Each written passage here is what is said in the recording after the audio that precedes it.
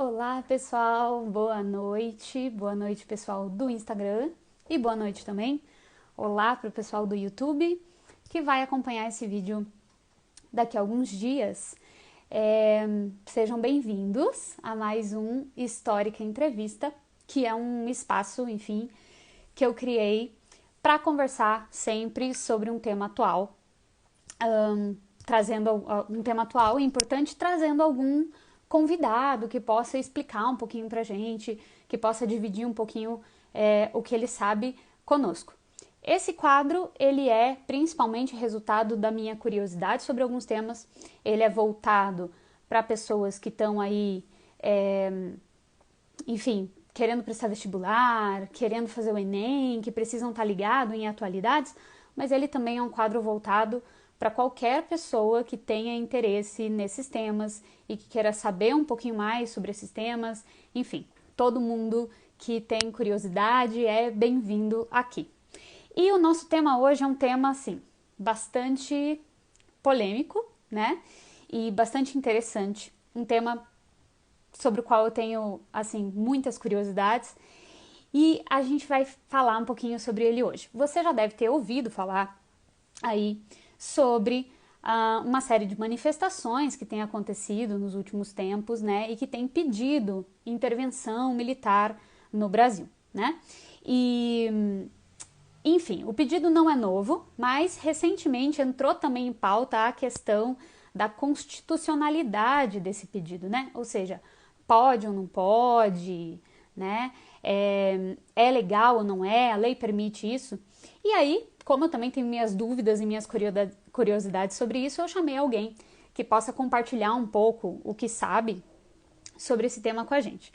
A nossa convidada de hoje é mestre em História, ela é graduada em Direito e em História. Atualmente, ela é chefe de gabinete do deputado Franco Cartafina. Ela tem uma atuação voltada para a juventude, educação política e mulheres. Já foi superintendente de políticas de juventude da Prefeitura de Uberaba e diretora da Câmara Municipal de Uberaba. É embaixadora da Politize e também uma líder da Rede de Ação Política pela Sustentabilidade.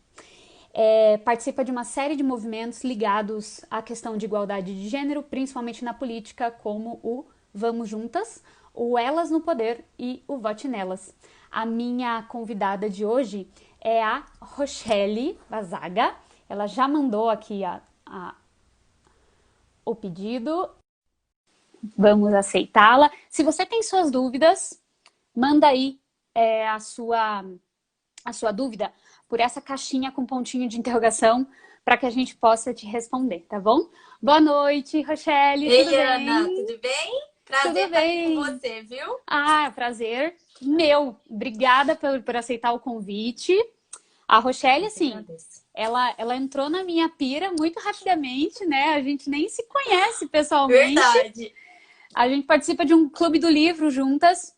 E um dia ela fez alguns comentários, eu falei, eu quero entrevistar essa mulher. E ela aceitou.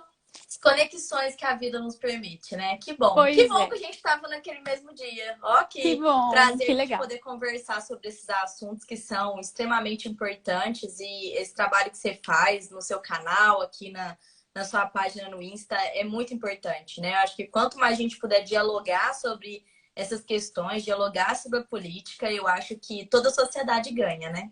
É, enfim, como eu falei, isso aqui é fruto das minhas curiosidades, né?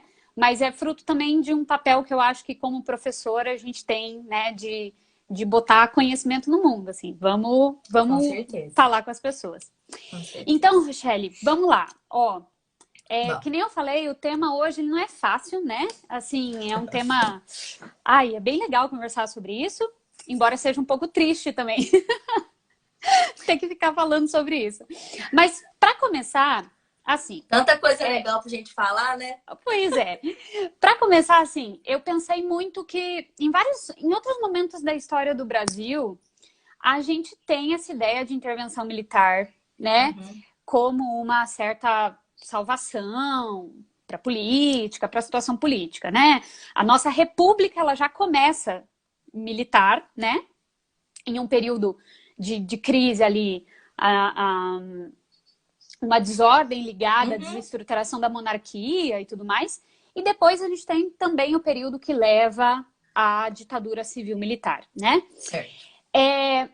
Para você, como historiadora, de onde você acha que vem esse apelo? Por que esse apelo pelas Forças Armadas, né? E por que o Exército acaba, em vários momentos, tudo bem que existem contextos diferentes, né? E é Uhum. sempre importante a gente olhar o contexto.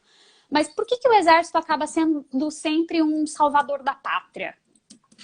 Ana, essa pergunta para mim ela é fundamental. No meu mestrado, eu estudei as diretas já, né? E eu pesquisei algo fundamental que eu vi naquele momento aparecendo de uma outra forma, que foi, né, a conciliação no Brasil, essa cultura política que a gente tem pela conciliação e que aparece em vários momentos da história do Brasil, né? E para mim uma das coisas fundamentais quando eu olho isso que está acontecendo hoje, né, no Brasil, quando eu tento analisar o cenário político, e aí digo isso como alguém que trabalha na Câmara dos Deputados, que está vendo isso de perto, para mim, tem um ponto crucial que é a gente não ter passado bem por nenhum momento de transição.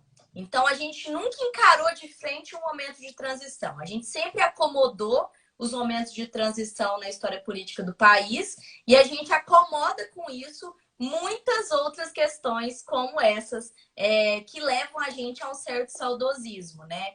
Se você pegar a história de países aqui da América Latina, o Brasil é um dos poucos que demorou muitos anos para ter uma comissão da verdade, né? E mesmo assim, uma comissão da verdade com inúmeros problemas.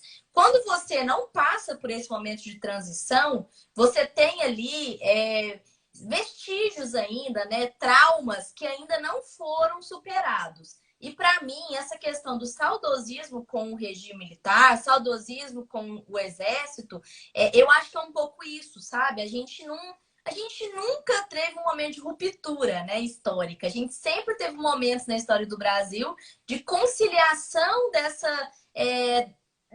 política mesmo, né, da história. Então, até como que isso acontece? Eu fico abismada quando eu vejo noticiário as pessoas pedindo intervenção militar e o exército tendo que dizer: nós não estamos afim de intervenção militar, né?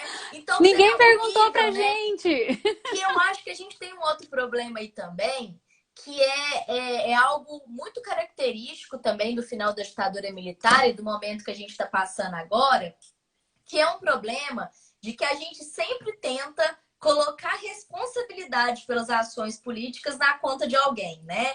Então, assim, as pessoas, como a gente teve um momento muito grande de ditadura militar, 21 anos, né? E a gente não teve uma transição que de fato fosse uma transição ampla, né? E restrita, uma transição que trouxesse à tona, né, os problemas que teve de ambos os lados, porque aqui eu não estou apontando para nenhum a mais do que o outro, né? A gente teve questões tanto das pessoas que estavam contra o regime, quanto as pessoas que estavam a favor do regime, né? Do regime militar. E aí, eu acho que tem um ponto que a gente, né, por conta disso, não está acostumado com a participação política, né? Então a gente sempre está buscando uma pessoa que vai resolver o problema, a gente sempre coloca essa culpabilização na conta do outro e a gente sempre quer achar alguém que vai resolver todas as questões do Brasil, né? E para mim, por isso que eu acredito demais na educação política, e aí, assim, eu fico muito grata de poder estar trocando essa ideia aqui com você, porque eu acho que é só pela educação política que a gente vai transformar um pouco dessa visão, né? Talvez eu não veja, talvez você não veja, mas a gente está germinando sementes para que isso possa ser compreendido em alguma forma, em algum momento na história, né? Então, eu acho que essa coisa também da gente não estar muito acostumado com a participação política agrava isso, sabe? Começa a colocar isso de uma forma muito exacerbada, né? E aí tem uma outra questão que eu acho que a gente vai até conversar mais para frente, mas é também esse modelo de democracia que a gente tem, né? Então, assim, o modelo que a gente saiu do regime militar, qual é o modelo que a gente discutiu? E eu acho que a gente não encontrou ainda enquanto sociedade, né? Não estou dizendo enquanto Constituição Federal, não estou dizendo enquanto legislação, que a gente tem uma Constituição Federal muito boa, inclusive, mas eu estou falando na questão de sociedade, né? De cultura, de como que as pessoas encaram esse processo democrático, né? Eu penso, por exemplo, assim, quando eu vejo esses pedidos de intervenção militar, eu ligo um pouquinho também àquela galera que pede, por exemplo, o retorno da monarquia, Uhum. né? Exatamente por causa disso que você falou. Esse desejo de uma centralização que resolveria todos os problemas, né? Porque a partir do momento que a gente tem uma centralização de poder, a gente tem Sim. alguém que impõe. E aí pode ser que essa imposição não seja boa, mas eu também tô tirando o meu, né? Da É. reta, né? E eu fico Não fui eu que impressionada. escolhi. Sim, e eu fico impressionada também como que, embora já seja, né, uma história que foi na década, né, de 60, 70, no começo da década de 80, mas como que a gente ainda não superou historicamente isso, né? Tanto que, como que a gente não conhece a própria história. Porque eu acho engraçadíssimo as pessoas na frente do STF com uma faixa pedindo intervenção militar, sendo que dentro do regime eles não poderiam estar exercendo isso, né? Eu vejo as pessoas pedindo volta do AI-5 e, assim, não devem conhecer o que é o AI-5, né? Porque é a suspensão de todos os direitos civis, né? De todas as garantias constitucionais. E aí, quando você vê as pessoas reivindicando, às vezes, que estão sendo investigadas, enfim, aí você começa a perceber que a gente tem uma confusão muito grande, né? Com essa fase da história do Brasil, que a gente acha que já está sendo amplamente discutida, mas a gente percebe que não, que a gente precisa conversar mesmo mais sobre isso, né? E eu acho, Ana, que tem um outro ponto fundamental que a gente vê, né, assim, em outros países da América Latina, que é essa consciência do que foi esse período, né? Essa consciência de quantas pessoas foram perseguidas, de pessoas que não enterraram seus entes queridos até hoje, né? Enfim, é uma história que a gente ainda está colocando em xeque, né? Então, assim, eu acho que isso também contribui, sabe, para a gente poder ver isso acontecer, né? Eu, particularmente, como eu estudei tanto na graduação quanto no mestrado nesse período, toda vez que eu vejo uma manifestação dessa, parece que é uma punhalada assim no peito, né? Porque é aquela certeza de dizer a gente está falhando em alguma coisa, né? Então a gente precisa conversar mesmo mais sobre isso e a gente precisa tornar isso mais eu falo sempre, né? Mais simplificado. Eu sei que você também tem um canal no YouTube, eu tenho um canal que é sobre educação política, e a gente tem que falar com quem tá querendo ouvir, né? Porque tem gente que não quer ouvir, tem gente que não tá afim. Então a gente tem que falar com quem ainda tá colocando as questões para reflexão, né? Pois é. Eu coloquei, né, nessa primeira questão que eu pus para você, eu coloquei também a questão ali do início da República Brasileira sobre os militares, porque, claro que, enfim, cada contexto é distinto, mas nos dois momentos em que o exército de fato esteve no poder, a gente teve uma série de situações assim.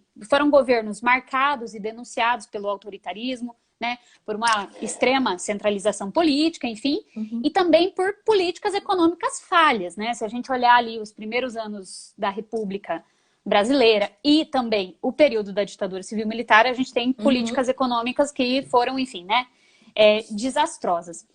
E mesmo assim, existe essa insistência por parte, né, das pessoas de que isso seria uma salvação. Bom, sobre essa questão, você falou aí bastante sobre a questão da ditadura militar, né? Mas assim, uma questão que eu coloco aqui, porque muita gente que acompanha as lives aqui, enfim, são alunos muito jovens, Uhum. alguns deles nem trabalharam esse tema na escola ainda, né? Então, a gente tem uma associação muito direta entre uma intervenção militar na política, né, e um governo autoritário ou ditatorial, né? Sim. Então, a minha pergunta vai parecer bem básica, mas só para a gente esclarecer, uma intervenção militar, ela necessariamente está ligada a um governo autoritário ou ditatorial? Eu gosto sempre de devolver essa pergunta dizendo o que é um governo democrático, né? Porque eu acho que quando a gente entende o que é um governo democrático, a gente entende o que não é. Então, para mim, um governo democrático, ele cumpre uma série de requisitos, né? A livre organização, um Congresso Nacional que funcione com eleições vigentes, né? E aí, quando a gente pensa em um governo que não é democrático, tudo isso está suspenso. A partir de que tudo isso está suspenso, a gente não tem pluralidade de ideias, né? A gente não tem representatividade que garanta, né, que seja plural. Então, para mim, não tem como a gente ter um governo ditatorial sem ter um governo autoritário, né? A forma, né, é um governo autoritário. Eu até, Ana, estava discutindo recentemente aqui em casa, meu marido também é historiador, eu tenho visto, né, várias manifestações falando sobre fascismo, né? Enfim, aí tem que ter outra live para a gente conversar sobre isso. Mas até essa coisa do antifascista, né? Eu acho que a gente está discutindo errado. Eu acho que a gente tem que discutir o antiditadura, né? Porque os aspectos que a gente vê aparecerem nessa turma, né, que defende essa volta da intervenção militar, não é aspectos fascistas, né? São aspectos ditatoriais, são aspectos, né, que tem uma outra figura, assim, né? Então, você vê que a gente tem muita incompreensão com essa discussão. E por ela ser complexa, ela abre margem para muitas segmentações, né? Para muitas formas de a gente ver isso. Mas, para mim, como um regime ditatorial, ele não garante a pluralidade de ideias, ele não garante as garantias constitucionais que a gente tem, né? Liberdade de ir e vir, de conversar com as pessoas, a livre associação, né? Enfim, votações constantes, né? Livres. Eu acho que como não tem caracterizado isso, não tem como não dizer que não é democrático, né? Vamos dizer assim. Beleza. Espero ter ficado claro. Se não ficar, você me cutuca aí que a gente tem que explicar mais. Não, tudo bem. É porque a ideia é exatamente isso, né? Quando a gente fala de intervenção, a gente está falando de enfim, uma interrupção, uma intromissão num processo dado, né? Então, num processo democrático, né? E aí, independente se isso for para corrigir algo ou para a gente estar tirando as escolhas democráticas do jogo e a gente está trazendo um novo personagem que não necessariamente foi escolhido pela maioria, né? Não necessariamente. Então as pessoas, para isso fica claro para quem está assistindo, enfim, quando a gente fala em intervenção, porque a própria palavra pode parecer que é uma coisa assim, né? Tipo, temporária, simples, né? Temporária, passageira. As experiências que a gente teve até agora na história não foram assim, né? Eu acho que a história é magnífica por conta disso, né? Porque ela consegue, não que a história se repete, né? Mas ela consegue nos mostrar elementos que vão aparecendo aos pouquinhos e que podem dar indícios a algo, né? Não é que a gente olha a história e fala, vai acontecer da mesma forma. Não é isso, né? A sociedade que a gente vive hoje não é a sociedade da década de 60, né? A gente tem hoje inúmeros mecanismos, a comunicação é muito mais rápida, enfim. Mas a gente vê indícios graves, né? De que algumas coisas estão sendo ameaçadas, né? Então, assim, eu acho que a história ela é magnífica para isso. E até quero puxar um outro assunto que você falou, né? Sobre a questão econômica e principalmente dessa coisa de dizer que os governos ditatoriais, eles são economicamente melhores, enfim, né? Eu não sou especialista, né? Mas já tem muitas pesquisas que mostram isso e que mostram, né, que o período da ditadura militar a inflação era altíssima, a gente emitiu muito mais moeda do que a gente tinha e a conta a gente está pagando até hoje. Né? Então, assim, a gente precisa também esclarecer algumas coisas para não deixar essa ilusão, né? Então, tem um certo...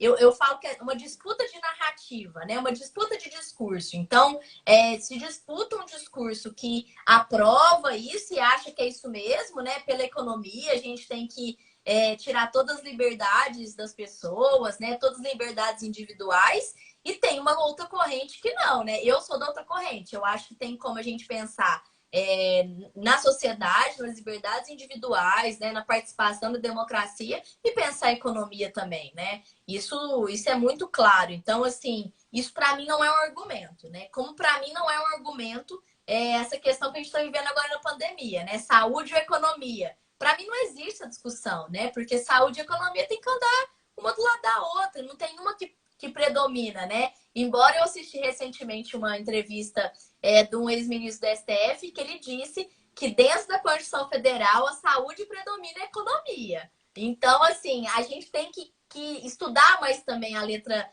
da lei, né? Poucas pessoas conhecem a Constituição a fundo, poucas pessoas já tiveram oportunidade, e aí sempre que eu tenho oportunidade eu gosto de dizer, aqui em Minas Gerais tem uma Câmara Municipal que eles fazem um trabalho belíssimo, é a Câmara Municipal de Pouso Alegre, e eles têm um documento, um livrinho que chama Constituição em Miúdos. Então, eles explicam a Constituição para crianças. Então, assim, é Ai, que muito lindo. didático. É em quadrinho, tem como baixar, viu? E o Senado achou esse material belíssimo. O Senado hoje imprime esse material.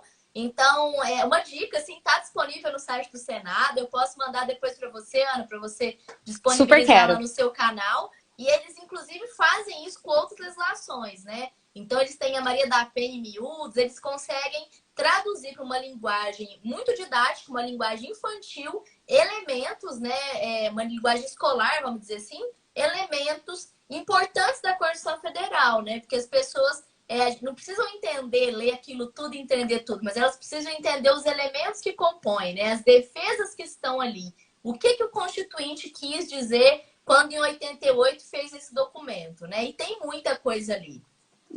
Inclusive, a Constituição é um pedaço importante desse nosso papo, Total. mas só antes da gente entrar nela, você falou um pouquinho na resposta da pergunta anterior sobre o que a ditadura, né?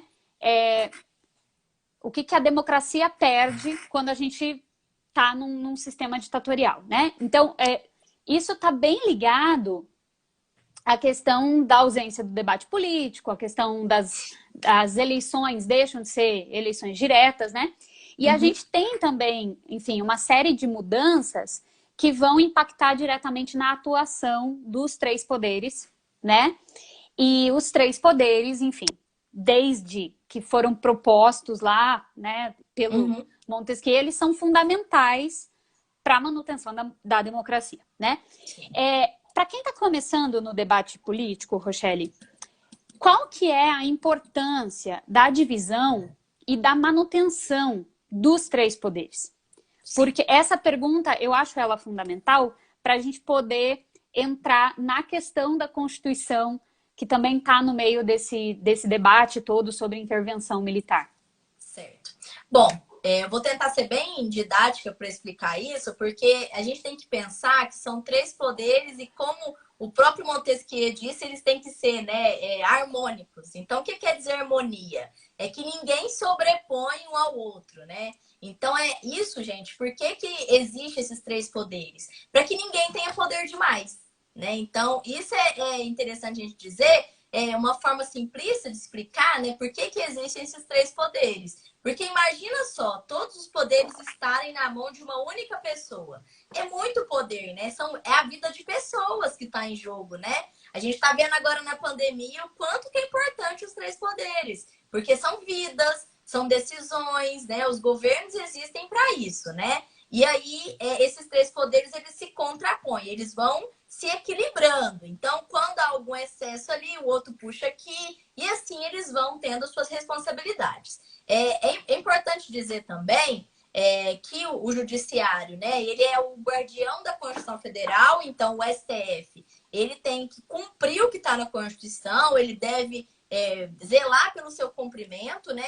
O executivo, como o próprio nome já diz, ele é o executor de políticas, né? Ele é o executor do orçamento. O que quer dizer o orçamento? Do dinheiro público, né? De tudo que a gente paga, tem impostos. Então, ele é o executor desses impostos para que volte à população.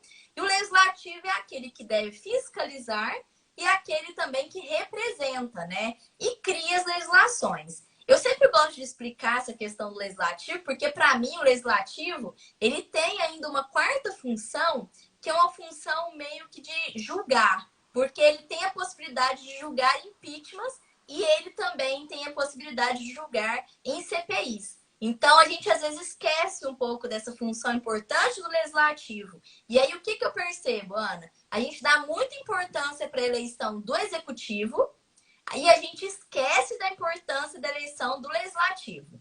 Para mim, o Congresso Nacional, né, a Câmara dos Deputados com 513 deputados e o Senado com 81, é uma das câmaras, é uma das casas, né, dos poderes mais importantes, né? Porque é ali que tem que estar garantida a pluralidade de ideias, né? É ali que tem que estar garantido o debate público. Então, assim, eu vejo ainda mais pelo fato, desculpa interromper, mas sem só problema. porque a maioria das pessoas não sabe, não se liga nisso, né?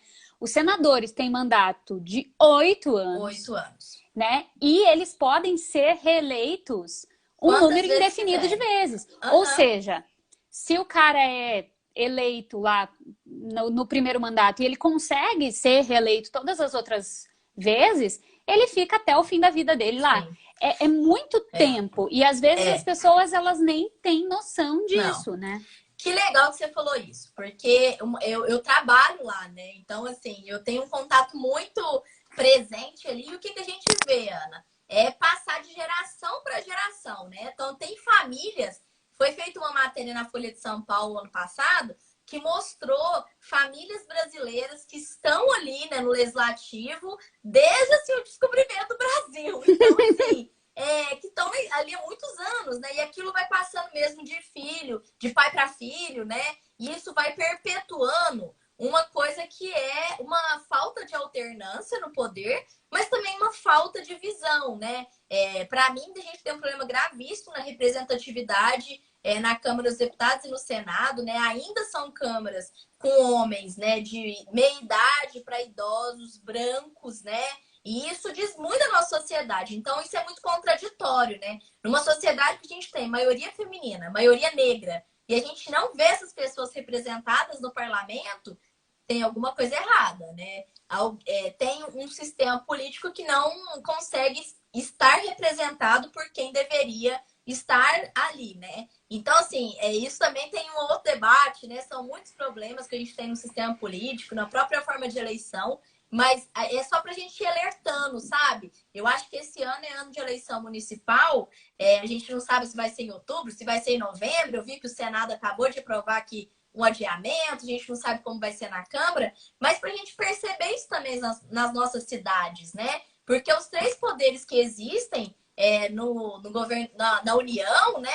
Eles existem nas nossas cidades também. Então a gente às vezes olha muito longe e a gente tem que começar a olhar mais perto para as coisas fazerem sentido para a gente, né? Quando a gente começa a aproximar essa lupa e olhar assim pertinho de onde a gente mora, os problemas da nossa cidade, a gente começa a perceber a importância desses poderes e a compreendê-los melhor, né? Beleza. Agora a gente entra no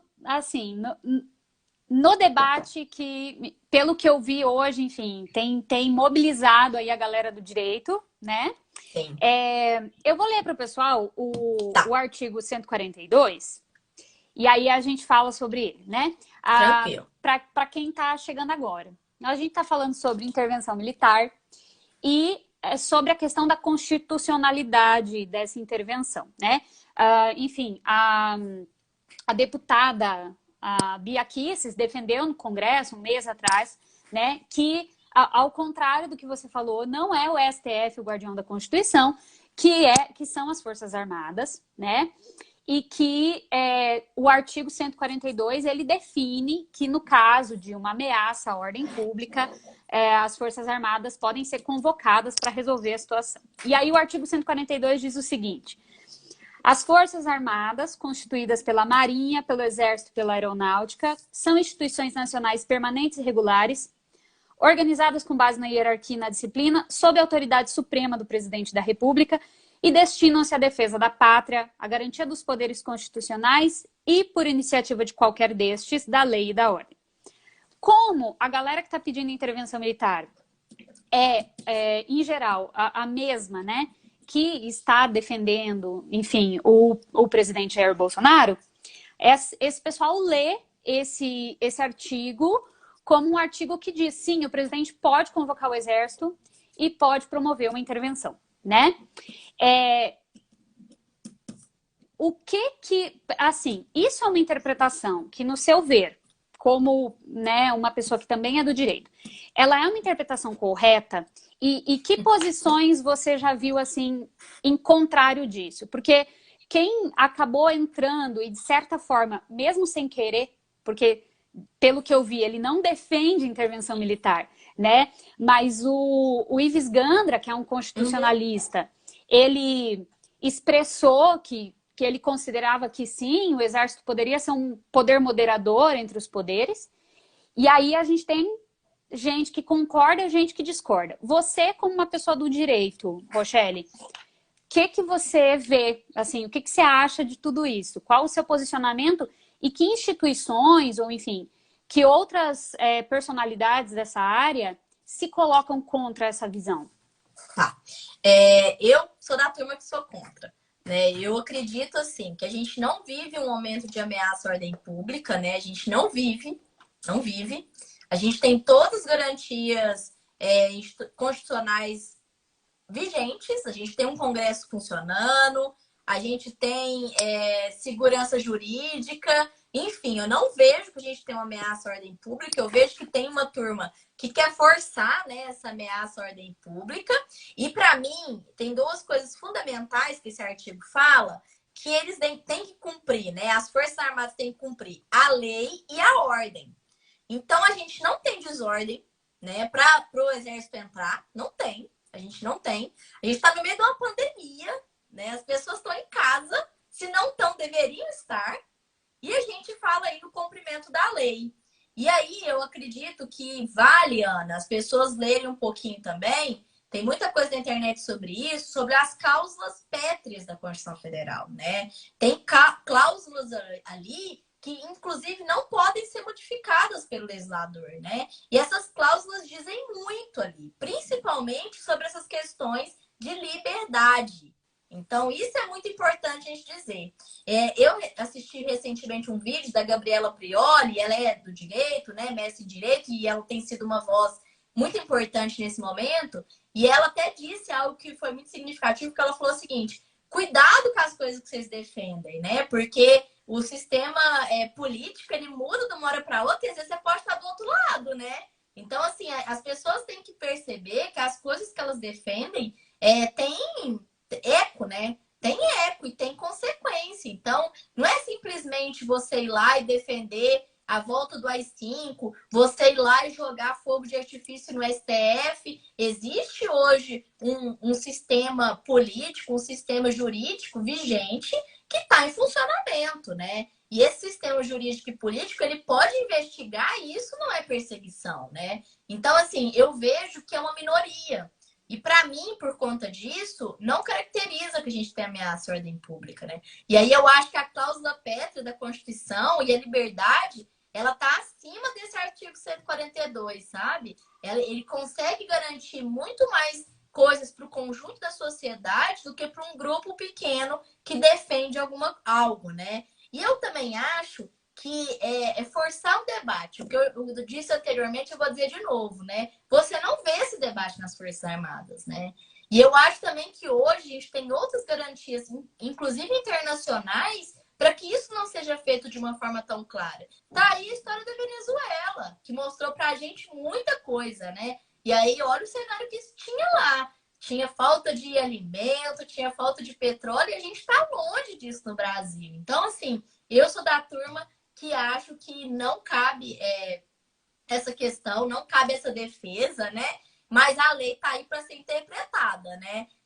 E aí eu acho que a Abi aqui se interpretou ao seu bel prazer, né? Vamos dizer assim. E eu discordo totalmente dela e acho que tem uma galera aí, o próprio Lênio Streck também, né? Que é um jurista muito consagrado. Ele tem escrito muito no sentido, né? De que tem acontecido muitas coisas ilegais e que, inclusive, já deveriam ter sido caso de punição, né? Caso de investigação. Eu até vejo uma demora nisso, sabe? E aí isso começa a instigar ainda mais, a encorajar ainda mais quem defende essas não garantias de direitos democráticos, né?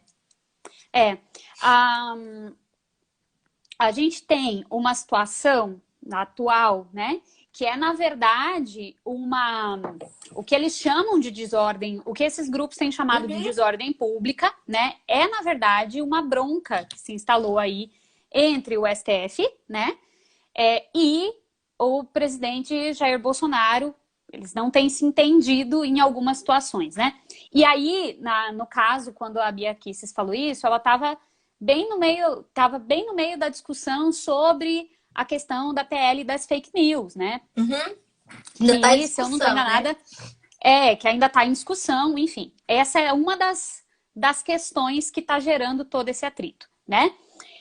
Aí as pessoas, as pessoas têm participado dessas manifestações, elas têm colocado o STF como um poder que estaria tentando se colocar sobre o executivo, né? E aí essa ideia de que isso é uma ditadura, enfim, né? A ditadura do STF e tudo mais.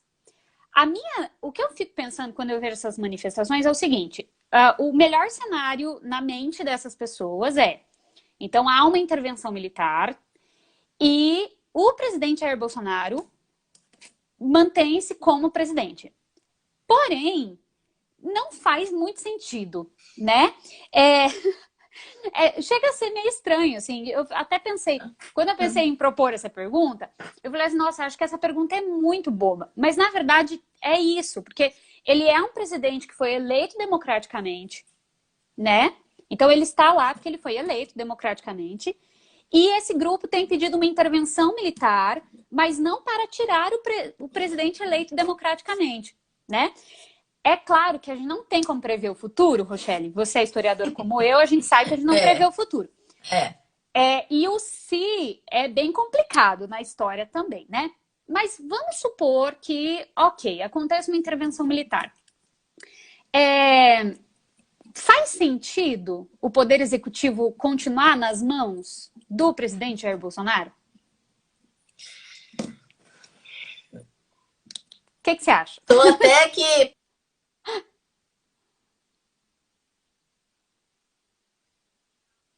A primeira coisa, eu acho que a gente não tem pergunta que não tenha que ser dita, porque a gente está vivendo um momento de reafirmar o óbvio, né? Então a gente está tendo que diariamente reafirmar o óbvio, conversar sempre sobre isso. Mas eu acho que tem uma coisa muito importante, né? Os valores e as defesas de um grupo não podem sobrepor as instituições, né? Então, assim, isso é muito importante. Porque pense só, vai que isso acontece mesmo, né? Vai que o exército intervém militarmente, vai que o Bolsonaro continua no poder. E aí? E quando o Bolsonaro não fizer o que as pessoas queiram, né? Porque você estar num governo é justamente isso. É você conseguir, na política, e as pessoas abominam tanto a política, né? Na política, você conseguir dialogar, consensuar, né? Aristóteles Fazer já as dizia, né? conversas necessárias. E vai ter coisa que você vai gostar e vai ter coisa que não. A democracia é isso, né? A gente tem pessoas eleitas para isso. Então, eu acho que quando a gente cogita isso, a gente está cogitando uma coisa muito perigosa. Porque e aí, amanhã, quando o presidente Jair Bolsonaro não conseguir atender as expectativas dos valores individuais de um grupo, né? Porque aí tem pesquisa que mostra que é 30%, tem pesquisa que mostra que é mais, que é menos, enfim. Mas não é da totalidade da população, né? Então, assim, a gente vai viver uma sociedade que vai ser conduzida por valores. E valores, quando eu digo, é aquilo que eu acredito enquanto Rochelle, né? E o que eu acredito enquanto Rochelle vai estar expresso ali num governo, um governo que foi por meio de intervenção, e na hora que esse governo não tiver mais conduzindo os meus valores, né? Então, assim, eu acho muito, muito sem noção essa defesa. Eu acho, assim, de uma falta de perspectiva histórica, de uma falta de participação política, sabe? Eu acredito muito que a gente tem que construir as coisas pela política. Então, que o Bolsonaro está lá, ele está eleito, ele é detentor do orçamento, que faça. Mas que faça os valores que ele acredita dentro da legalidade, né? Passando pelo Congresso Nacional, tendo aprovação legal, né? Dentro da Constituição Federal. Então, eu acho que isso é algo que a gente tem que dizer. É muito fácil, né? Você tá dentro do governo como presidente e almejando algo, tá lá, faça, né? Ana, eu fico abismada com certas coisas que eu vejo, assim, no governo, porque tem uma inabilidade em execução das políticas públicas como nunca se viu no país, né? E eu acho que aqui merece falar uma outra coisa, que é uma outra perspectiva. É engraçado que essa turma, né, que hoje defende o fechamento do STF, em um momentinho atrás aí, nem faz muito tempo, né, para lembrar, refrescar a memória da turma, não faz muito tempo mesmo, tipo, há 2 anos atrás, 3 anos atrás, defendia as coisas que o STF fazia, né? Então a gente também não pode ter instituições que vão estar de acordo com o que a gente quer, não é isso, né? As instituições estão para garantir a legalidade, as questões constitucionais. Não é para garantir o que uma hora o vento bate, a gente acha que é, e o vento bate para cá, a gente acha que não, né? E até nesse vídeo que a Gabriela Prioli postou, ela fala sobre isso, né? Cuidado com as defesas que você faz, porque existe uma legalidade ainda nesse país, né? Então o STF não pode estar servindo ao que a gente achou o achismo. Não é isso, né? A história tá aí, já mostrou pra gente que isso é muito perigoso, né? E não compensa, vamos dizer assim. E existe, enfim, a nossa cultura, ela tem um pouco dessa ideia de que a gente tem que evitar o conflito, né? E aí, quando o conflito vem, ele é muito desconfortável. Mas, na verdade, um conflito entre executivo e judiciário, ele não necessariamente precisa ser visto como algo negativo, né? Quer dizer que são dois pontos, são dois poderes que pensam diferente e eles vão ter que negociar, né? Então, assim, as pessoas, elas já optam por um dos lados, quando, na verdade, o diálogo entre esses poderes, a discussão entre esses poderes, ela é bem importante, né? Com certeza. Eu acho que o Rodrigo até comentou aqui que ele falou, né? Tem que discutir, ter que discutir intervenção militar, isso nem existe na Constituição. E é isso mesmo, né? Eu falei isso um pouquinho para trás.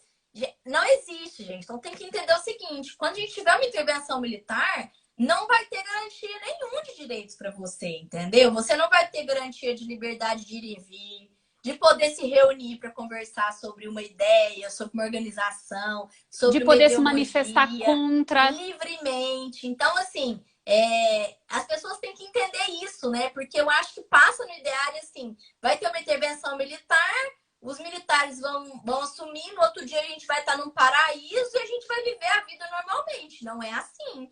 Olha países hoje que tem, né, regimes ditatoriais, como por exemplo a Coreia, né? A imprensa, por exemplo, ela é cerceada de amplitude de visões, né? Ela tem uma imprensa única que passa só o que o governo acha que deve chegar nas pessoas. Então, se coloquem nisso, sabe? Assim, olhem para esse cenário e se perguntem: eu estaria confortável nisso?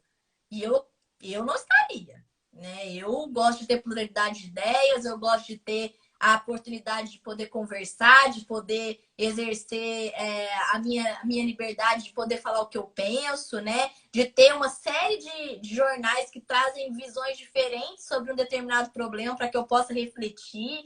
Então, eu acho que a gente dá passo para trás, né? E, de fato, o Rodrigo fala aqui que é muito triste, é mesmo, e nem parece que a gente já passou por uma ditadura, né?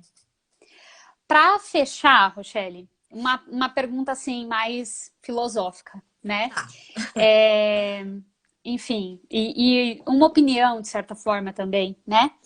Para você, historiadora, né, graduada, mestre em história, esse apelo à intervenção militar, ele não é novo, né? A gente viu, por exemplo, toda aquela aquele momento do fim do governo Dilma, já Uhum. apareceram essas solicitações, né?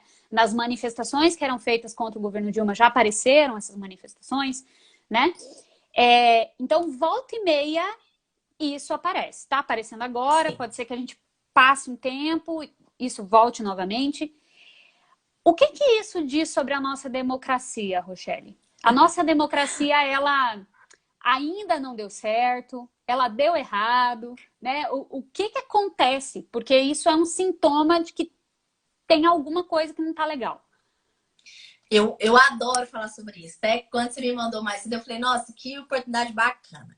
Eu gosto sempre de dizer que a gente discutiu de uma forma muito rasa, né, no momento da transição política, o que que a gente queria de democracia, né? Então, os aspectos democráticos, eles foram muito conciliados, né? Não houve, assim, uma construção muito coletiva disso.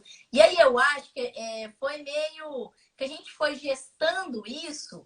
E sabe quando o parto acontece sem muito planejamento, assim? E aí a mãe já se vê com aquilo? Eu acho que a democracia chegou meio assim pra gente. Então a gente tá construindo essa democracia, né? E você pensa, a gente tá numa democracia muito recente. A gente tem 30 e poucos anos, né, de Constituição Federal. Então é tudo muito novo, né? A gente ainda está experimentando coisas ainda de uma forma muito. Como que eu vou dizer? Mas de uma forma muito ainda rasa, né? De uma forma muito ainda com dificuldade. E pense só, nesse período curto, a gente passou por 2 impeachments, né? Que são rupturas muito grandes, né? Muito traumáticas, muito bruscas, né, para a sociedade. Então as E pessoas que, começam e que basicamente significam que a escolha democrática falhou, né? É, ou não, né? Porque assim, eu acho que mais uma vez eu vou falar sobre isso, a democracia, assim como a política, ela é construída por nós, pela sociedade, né? Então, assim, eu vejo que as pessoas querem pensar assim, a democracia e querem que tenha um formulário, um manualzinho, né, para que a gente possa seguir. Não existe, né? A democracia ela é constituída pelas pessoas que compõem essa sociedade, né? Isso aí tá lá na Grécia Antiga, na polis, né? Nas cidades e tal. Por isso que eu sempre chamo atenção, Ana, para a gente prestar atenção nas nossas cidades.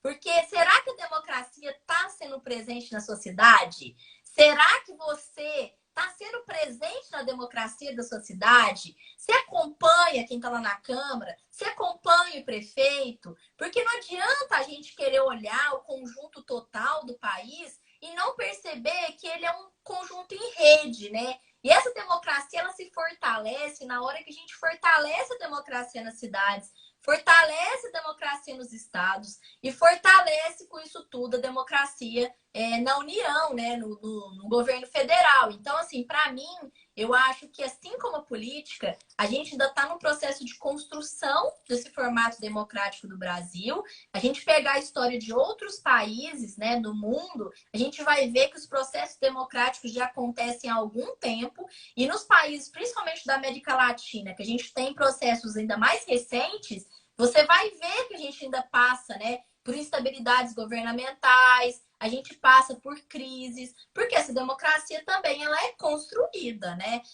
Então, assim, eu acredito que isso é um ponto muito importante para a gente também não cair num falso dilema de achar que essa democracia ela vai vir de cima para baixo e vai acontecer, né? A democracia ela acontece no dia a dia. Ela acontece de como que a gente defende ela no nosso dia a dia também, né? Por isso que eu sempre chamo atenção para falar das cidades, porque eu acho que a gente tem que começar a olhar as coisas no micro, sabe? A gente, enquanto cidadão, a gente olha muita coisa no macro, né? E acha que tudo vai se resolver. E eu acho que a gente, como a gente começar a perceber que no micro a gente tem uma amplitude, né, dessas crenças e do que a gente acredita que é a defesa da democracia é muito maior, né? E assim, hoje tem livros belíssimos, né, que estão discutindo essa coisa da democracia. A democracia tem sido muito discutida, como nunca antes. Então, tem um livro que ele, Por que as Democracias Morrem, né? Tem um que chama Democracia em Risco, com ótimas reflexões, para a gente discutir por que que, de fato, a gente está vivendo um momento em que as democracias no mundo inteiro estão sendo colocadas, né, em xeque. E para mim, Ana, só para finalizar, tem muito a ver com a forma que a gente encara o sistema econômico, né, mundial, assim. E eu acho que a gente está vivendo um momento em que a gente está tendo que repensar muito esse sistema econômico mundial, né? E aí isso está trazendo outras questões, está aflorando outras discussões, né? Então a gente precisa amadurecer ainda muito essa discussão da democracia, né? Ela é construída no dia a dia. Eu não acredito que a gente vai ter esse modelinho pronto, não. A gente tem que batalhar para ter uma democracia forte. E aí cada um de nós aqui pode ter uma contribuição que muda, de fato, as coisas, né? É bem esperançosa a tua resposta, né? Porque se a gente pensar que a gente está construindo algo que pode ter a nossa carinha, né? Sim. Quer dizer que tudo isso que a gente já passou pode nos fazer aprender, né? E é isso que Uhum, a gente torce que aconteça, né? com certeza. Como historiador, assim, não acredito que a história seja a mestra da vida, né? Uhum, Não acho que a história ela faça as pessoas, ela ensine sim, muitas pessoas, mas assim, ela não serve como um alerta, né? com Então, assim, certeza. como historiadora é o alerta que fica, né? Ó, Quando a gente se, quando a sim, gente se eu sou muito esquiva do. esperançosa. Porque eu acho que se a gente perde essa capacidade, e aí a capacidade humana de ter esperança e de achar que as coisas vão modificar para o melhor, eu acho que a gente perde a capacidade de se mover, sabe? A gente fica imóvel. Então eu acho que a esperança ela coloca a gente para se mover. E aí, mais uma vez, dizer, né, da sua iniciativa, porque eu acho que iniciativas como essas elas têm que ser mais presentes, né? A gente tem que conversar mais sobre essas questões que incomodam, né? Porque eu acho que quando a gente conversa sobre isso, a gente coloca interrogações na cabeça, né? Eu aqui com você hoje, eu já notei aqui várias interrogações, porque eu refleti sobre muitas coisas, né? E até te agradeço pelo papo, porque me trouxe também ótimas reflexões, né? Mas só para dar mais uma pimentada, no momento da transição, é muito interessante, e no meu mestrado eu estudei os jornais e as atas, né, dos deputados estaduais de Minas Gerais, deputados federais, e é muito importante você ver essa discussão da democracia aparecendo ali, sabe? De como que a gente discutiu esse modelo de democracia, né? E aí, olha só, naquele momento a gente saiu da votação das diretas já, que não teve êxito, para uma eleição direta. Então, você vê o tanto que a gente não tinha muito amadurecimento nessas questões, né? E aí a gente tem que ver também que o nosso país é um país novo, né? A gente tem 500 anos, então, assim, é um país novo ainda e a gente tem que entender que as mudanças, elas não acontecem de uma hora para outra, né? Não é num passe de mágica. Você mudar a estrutura e você mudar a cultura leva tempo demais. Então, assim, a gente precisa também entender isso no processo histórico, né? Que a gente está vivendo uma sociedade muito instantânea e a gente quer que a história dê as respostas na mesma velocidade que a gente acessa um e-mail, né? E a história, ela precisa de tempo, né? Ela precisa de construção, ela precisa de processo histórico para poder amadurecer, principalmente as estruturas da sociedade, né? Beleza. Rochelle, a gente está acabando já. Já Passou voando. passou uma hora aqui, papeando. Quando eu for para Minas, eu vou aí tomar um café na sua Vem casa. tomar um cafezinho. Já me convidei, a gente fica aí depois que a pandemia passar, obviamente, Papiando. papeando. Rochelle, muito obrigada, tá? Assim, muito obrigada mesmo por se dispor. Como eu falei Eu no que início, agradeço. você nem me conhecia, né? E já topou. E foi muito legal. Eu também, assim, aprendi várias coisas, né? Eu sou uma professora que eu sempre falo assim que eu gosto de admitir que eu não sei as coisas. E Eu também. e aí, com ter a oportunidade de conversar, eu tenho conversado com muitas mulheres, Uhum. com muitas pessoas que sabem muito, né, sobre assuntos que eu desconheço. Então, assim, tem sido um trabalho super prazeroso. Eu espero que para todo mundo que esteja assistindo também, Muito obrigada a todo mundo que esteve conosco, as pessoas que vieram por causa da Rochelle, estão convidadas a seguir o perfil, Com certeza. ver as outras lives, fica tudo salvo no IGTV. Então, quem chegou depois, quiser pegar o início, fica tudo salvo no IGTV. E, assim, já, né, a partir de alguns pontos que a gente conversou aqui, um dos nossos vídeos do IGTV, uma das nossas entrevistas, foi exatamente explicando um pouquinho a Constituição, né? Então, a gente explicou o que é a cláusula pétrea, a gente explicou, assim, quais os pontos básicos importantes para as pessoas lerem. Então, se você ficou curioso, quiser saber mais sobre isso, vai lá no IGTV, eu acho que foi a segunda ou a terceira entrevista, vai ter lá um vídeo bem didático sobre tudo isso, tá? Esse vídeo logo, logo vai estar no YouTube também. Aí, Rochelle, se você quiser colocar no seu canal também. Pode deixar, ótimo. Você pode colocar, fica à vontade. Sigam a Rochelle no YouTube. Ela tem um canal onde ela explica vários conceitos políticos. É bem legal, é bem importante mesmo, assim. E adorei os vídeos, né? Que bom, obrigada. A gente precisa mesmo saber determinadas coisas, assim. A gente ouve falar e não sabe. Então, sigam a Rochelle lá. Sigam ela também no Instagram, né? A gente fica por aqui. Rochelle, eu vou deixar você dar seu boa noite pro pessoal. Ana, assim, muito obrigada mesmo. Eu falo que a gente não cruza caminho de ninguém por acaso, né? A gente se conheceu no Clube do Livro, conversamos no Instagram, no WhatsApp, e a gente está conversando aqui hoje. Então, eu falo que viva a tecnologia, viva a internet que proporciona esses encontros, assim, essas conexões. E só te agradecer mesmo pelo espaço, obrigada. Foi muito bom poder estar aqui, trocar essa ideia com você, com seus seguidores, e espero que tenha sido de alguma forma bom a contribuição, a reflexão, para que a gente possa sempre ter esperança e sempre se mover, tá bom? Um beijo. Beijo, já vi vários elogios, inclusive, aqui obrigada, nos comentários. As pessoas disseram que você é muito didática, então obrigada. Te agradeço muito. Professor, gente, né? Que bom que a gente é didático, né? Melhor elogio que um professor pode receber. Verdade. Então, gente, sigam a Rochelle, @eu_sou_Rochelle. Podem, quem tá aí quiser me seguir também, @histórica_Ana. E a gente se vê também lá no YouTube, no Histórica. Como que é o nome do seu canal, Rochelle? Rochelle Explica. Rochelle Explica. Rochelle com 2 L's, tá, gente? Isso. Boa noite para vocês, bom resto de semana. E semana que vem, terça-feira, a gente tem um papo com uma socióloga que vai falar um pouquinho sobre representatividade negra pra gente. Vai ser um papo maravilhoso, tenho certeza. E tá todo mundo convidado. Boa noite, Rochelle. Boa noite para todo mundo. Obrigada. Beijo. Tchau, tchau. Até semana que vem.